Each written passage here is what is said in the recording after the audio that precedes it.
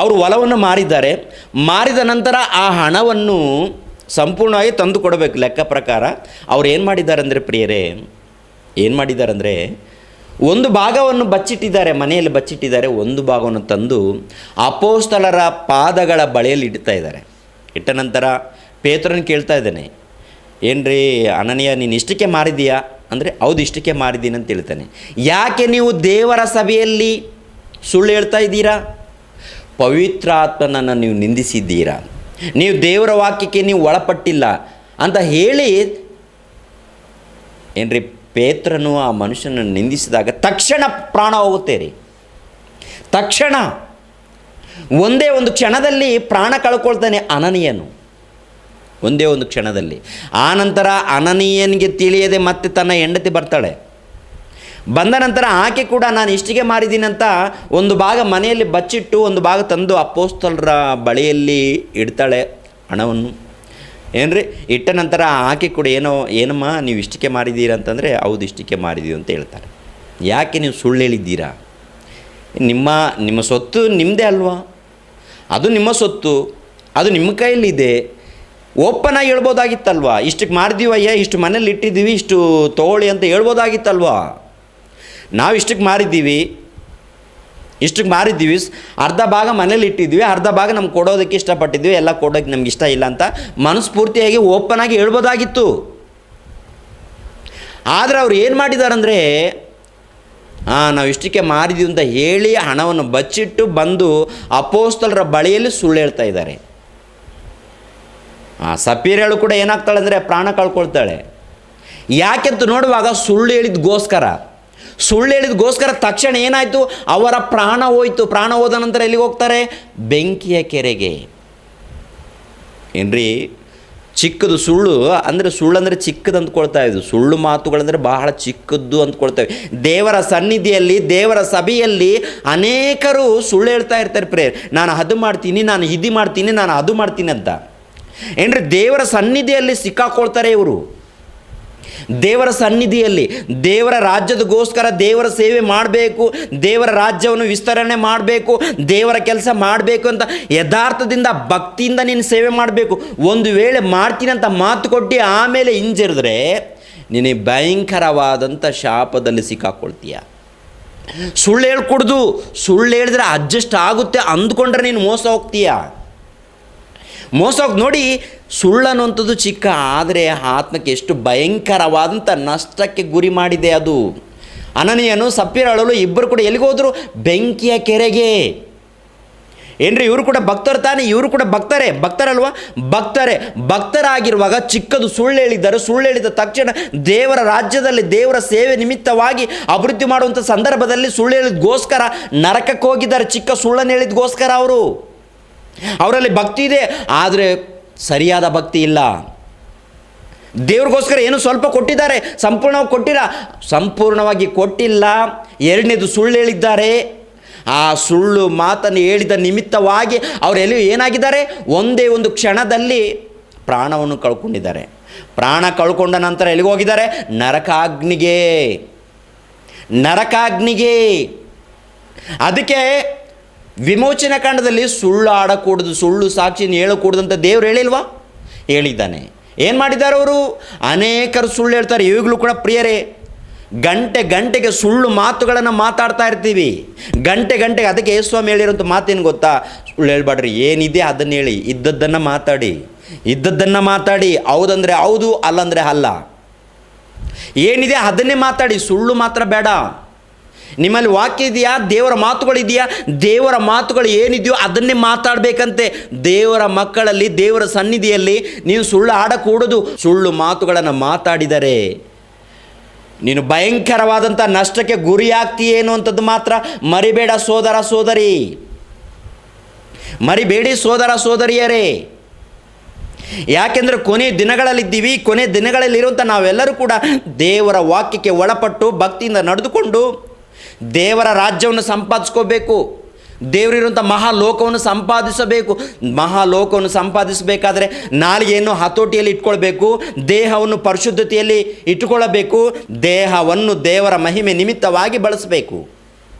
ನಿನ್ನ ಇಷ್ಟ ಬಂದ ಹಾಗೆ ಅಲ್ಲ, ನಿನಗೆ ಇಷ್ಟ ಬಂದ ಹಾಗೆ ಅಲ್ಲ. ಕದಿಯಬಾರದು, ಸುಳ್ಳು ಸಾಕ್ಷಿ ಹೇಳಬಾರದು, ವ್ಯಭಿಚಾರ ಮಾಡಬಾರದು, ಅನೇಕ ಮಾತುಗಳನ್ನು ಹೇಳಿದ್ದಾನೆ.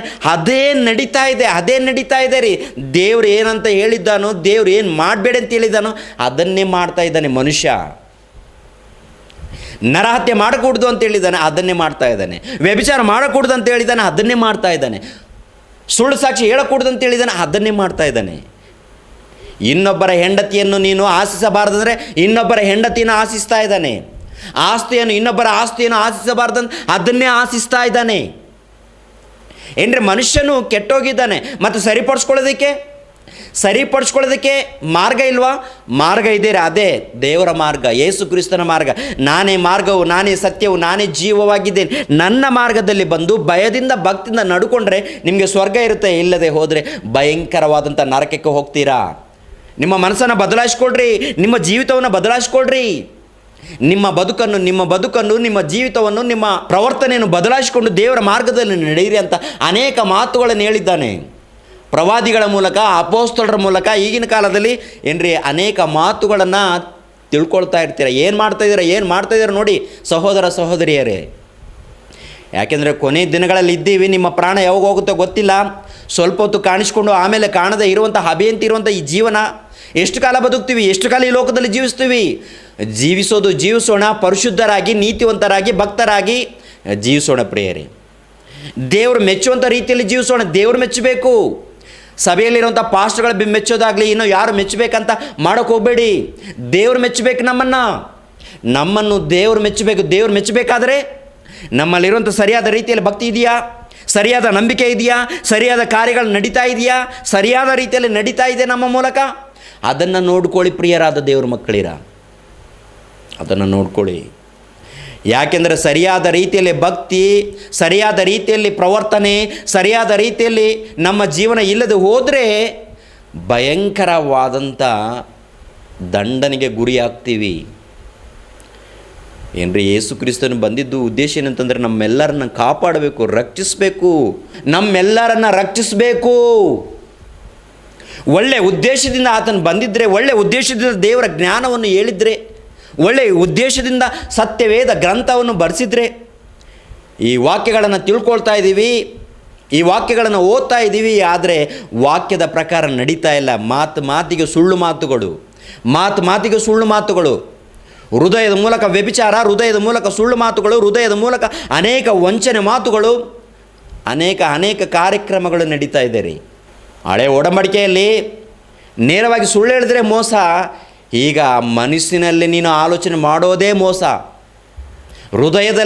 ನಿನ್ನ ಹೃದಯದಲ್ಲಿ ಇವೆಲ್ಲ ಎಲ್ಲಿ ಉಟ್ಕೊಳ್ತೆ ಗೊತ್ತಾ? ಹೃದಯದಲ್ಲಿ ಉಟ್ಕೊಳ್ತೆ ಅಂತ ಹೇಳಿದ್ದಾನೆ ಯೇಸು ಕ್ರಿಸ್ತನು. ನೋಡಿ ಆ ಮಾತನ್ನು. ಮಾರ್ಕನ್ ಬರೆದ ಸುವಾರ್ತೆ 7ನೇ ಅಧ್ಯಾಯ 20ನೇ ವಚನ. ಮನುಷ್ಯನೊಳಗಿಂದ ಹೊರಡುವಂಥದ್ದೇ ಮನುಷ್ಯನನ್ನು ಒಲೆ ಮಾಡುವುದು. ಒಳಗಿನಿಂದ ಅಂದರೆ ಮನುಷ್ಯನೊಳಗಿಂದ ಸೂಳೆಗಾರಿಕೆ, ಕಳ್ಳತನ, ಕೊಲೆ, ಆಧಾರ, ದ್ರವ್ಯೇಶ, ಕೆಡುಕುತನ, ಮೋಸ, ಬಂಡುತನ, ಹೊಟ್ಟೆಗಿಚ್ಚು, ಬೈಗಳು, ಸೊಕ್ಕು, ಬುದ್ಧಿಗೇಡಿತನ, ಇವೇ ಮೊದಲಾದವುಗಳ ಕೆಟ್ಟ ಆಲೋಚನೆಗಳು ಹೊರಡುತ್ತವೆ. ಈ ಕೆಟ್ಟ ವಿಷಯಗಳೆಲ್ಲ ಒಳಗಿನಿಂದ ಹೊರಟು ಮನುಷ್ಯನನ್ನು ಹೊಲೆ ಮಾಡುತ್ತವೆ.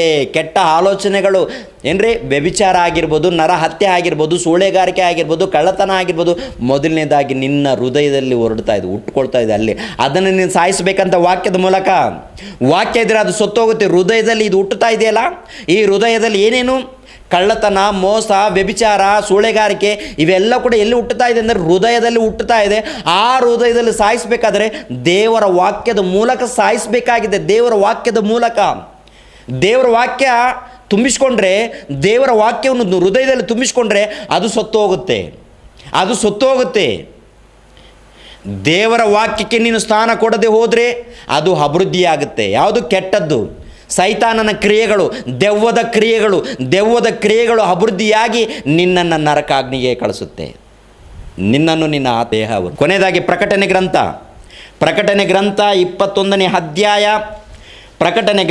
21ನೇ ಅಧ್ಯಾಯ 8ನೇ ವಚನವನ್ನು ನೋಡಿ. 8ನೇ ವಚನ.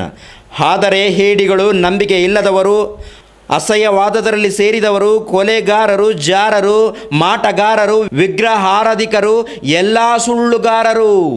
ಅವರಿಗೆ ಸಿಕ್ಕುವ ಪಾಲು ಬೆಂಕಿ ಗಂಧಕಗಳು ಉರಿಯುವ ಕೆರೆಯೇ, ಇದು ಎರಡನೇ ಮರಣವು ಎಂದು ನನಗೆ ಹೇಳಿದನು. ಎಲ್ಲ ಸುಳ್ಳುಗಾರರು, ಎಲ್ಲ ವಿಗ್ರಹಾರಾಧಿಕರು ಏನ್ರಿ, ಹೇಡಿಗಳು, ನಂಬಿಕೆ ಇಲ್ಲದವರು, ಅಸಹ್ಯವಾದದರಲ್ಲಿ ಸೇರಿದವರು, ಕೊಲೆಗಾರರು, ಜಾರರು, ಮಾಟಗಾರರು, ವಿಗ್ರಹಾರಾಧಿಕರು, ಎಲ್ಲ ಸುಳ್ಳುಗಾರರು ಇವರೆಲ್ಲರೂ ಎಲ್ಲಿ ಹೋಗ್ತಾರಂತೆ? ಬೆಂಕಿಯ ಕೆರೆಗೆ, ನರಕಾಗ್ನಿಗೆ. ಅಲ್ಲೇನು ಆತ್ಮ ಸಾಯುವುದಿಲ್ಲ, ಬೆಂಕಿ ಹಾರುವುದಿಲ್ಲ. ಅಂಥ ಭಯಂಕರವಾದಂಥ ನರಕಾಗ್ನಿಗೆ ಹೋಗ್ತೀರಾ. ಅದನ್ನು ತಪ್ಪಿಸ್ಕೊಳ್ಬೇಕಾದ್ರೆ ಮಾರ್ಗ ಒಂದೇ, ದೇವರ ಮಾರ್ಗ. ನಾನೇ ಮಾರ್ಗವು, ನಾನೇ ಸತ್ಯವು, ನಾನೇ ಜೀವವು. ನನ್ನ ಮೂಲಕವಾಗಿ ಹೊರತು ಯಾರು ಕೂಡ ತಂದೆಯಾದ ದೇವರ ಬಳಿಗೆ ಬರುವುದಿಲ್ಲ. ದೇವರ ಬಳಿಗೆ ಬರಬೇಕಾದರೆ ನಿಮ್ಮ ಮನಸ್ಸನ್ನು ದೇವರಿಗೆ ಕೊಡಿ, ನಿಮ್ಮ ಜೀವಿತವನ್ನು ದೇವರಿಗೆ ಕೊಡಿ, ನಿಮ್ಮ ಬದುಕನ್ನು ದೇವರಿಗೆ ಕೊಡಿ. ದೇವ್ರಿಗೋಸ್ಕರ ನಿಮ್ಮ ಬದುಕನ್ನು ಬಳಸ್ರಿ, ದೇವ್ರಿಗೋಸ್ಕರ ನಿಮ್ಮ ಬದುಕನ್ನು ಬಳಸ್ರಿ. ನಿಮ್ಮ ಜೀವಿತವನ್ನು ದೇವ್ರಿಗೋಸ್ಕರ ಕಾಲವನ್ನು ಕಳೀರಿ, ದೇವ್ರಿಗೋಸ್ಕರ ಕಾಲ, ದೇವ್ರಿಗೋಸ್ಕರ ನಿಮ್ಮ ಜೀವಿತವನ್ನು ಕೊಡಿ. ಆ ರೀತಿ ಕೊಟ್ಟರೆ ದೇವರಿರುವಂಥ ಮಹಾಲೋಕವನ್ನು ಪಡ್ಕೊಳ್ತೀವಿ. ಇಲ್ದಿದ್ದರೆ ಸೈತಾನನಿಗೆ ಕೊಟ್ಟು ಸುಳ್ಳು ಮಾತುಗಳನ್ನು ಹಾಡಿ ವ್ಯಭಿಚಾರ, ಕಳ್ಳತನ, ಮೋಸ ಎಲ್ಲವನ್ನು ಮಾಡಿದರೆ ನಿಮಗೆ ಸಿಕ್ಕುವಂಥ ಪಾಲು ನರಕಾಗ್ನಿ, ಸಿಕ್ಕುವ ಪಾಲು ಬೆಂಕಿಯ ಕೆರೆ. ಅದೇ ಎರಡನೇ ಮರಣ. ಈ ಭೂಲೋಕದಲ್ಲಿ ಸಾಯುವಂಥ ಮರಣ ಒಂದನೇ ಮರಣ ಆದರೆ ಎರಡನೇ ಮರಣ ಯಾವುದು ಗೊತ್ತಾ? ಬೆಂಕಿಯ ಕೆರೆ. ಆ ಬೆಂಕಿಯ ಕೆರೆಯನ್ನು ತಪ್ಪಿಸ್ಕೊಳ್ಬೇಕಾದ್ರೆ ಮಾರ್ಗ ಯೇಸು ಕ್ರಿಸ್ತನ ಮಾರ್ಗ. ಓಕೆನಾ? ತಲೆಬಾಗಿಸಿರಿ ಪ್ರಿಯ. ನಮ್ಮನ್ನು ಬಹಳವಾಗಿ ಪ್ರೀತಿಸುವಂಥ ತಂದೆಯಾದ ದೇವರೇ, ನಿಮ್ಮ ಶ್ರೇಷ್ಠವಾದಂಥ ನಾಮಕ್ಕೆ ವಂದನೆಗಳು, ಸ್ತೋತ್ರಗಳನ್ನು ಚೆಲ್ಲಿಸ್ತಾ ಇದ್ದೀನಿ ತಂದೆ. ಇಷ್ಟು ತನಕ ನಿಮ್ಮ ಮಾತುಗಳನ್ನು ಇದ್ದ ಹಾಗೆ ಮಾತಾಡಿದ್ದೀನಿ. ಎಲ್ಲರನ್ನು ಆಶೀರ್ವದಿಸಿ, ಇಷ್ಟು ಮಂದಿ ನಿಮ್ಮ ವಾಕ್ಯಗಳನ್ನು ಕಲ್ತ್ಕೊಳ್ತಾ ಇದ್ದಾರೋ, ತಿಳ್ಕೊಳ್ತಾ ಇದ್ದಾರೋ ಎಲ್ಲರನ್ನು ಆಶೀರ್ವದಿಸಿ, ಆ ಕುಟುಂಬಕ್ಕೆ ನೆಮ್ಮದಿ, ಶಾಂತಿ, ಸಮಾಧಾನವನ್ನು ಅನುಗ್ರಹಿಸಿ. ಅದೇ ರೀತಿಯಲ್ಲಿ ನಿಮಗೆ ವಾಕ್ಯವನ್ನು ಕಲಿಸ್ಕೊಡುವಂಥ ನಿಮ್ಮ ಮಗನು, ನಮ್ಮ ಆತ್ಮೀಯ ತಂದೆಯವರು ಜಯಶಾಲ್ರವ್ರಿಗೋಸ್ಕರ ಪ್ರಾರ್ಥಿಸ್ತಾ ಇದ್ದೇನೆ. ಅವ್ರಿಗೆ ಒಳ್ಳೆಯ ಆರೋಗ್ಯವನ್ನು ಕೊಡಿ. ಯೇಸು ಪವಿತ್ರ ನಾಮದಲ್ಲಿ ಬೇಡ್ತಾ ಇದ್ದೀನಪ್ಪ ತಂದೆಯೇ, ಆಮೆನ್.